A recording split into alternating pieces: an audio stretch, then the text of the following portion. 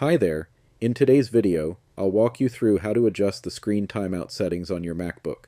Whether you want to save battery life, enhance security, or just customize your display preferences, knowing how to tweak your screen's lock timeout is a must. To get started, click on the Apple logo in the top left corner of your screen, then select System Settings from the drop-down menu. For reference, I'm using Mac OS Sequoia, the latest version as of now. If you're using an older version, don't worry, the interface might look slightly different, but the steps are similar. Once in System Settings, scroll down and click on Lock Screen.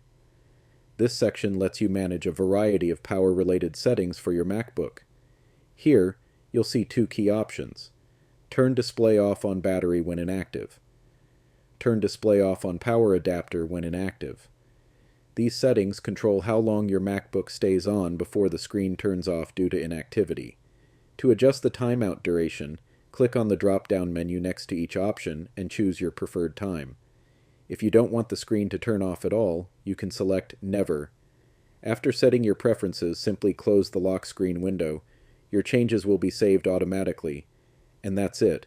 You've successfully updated your MacBook's screen timeout settings.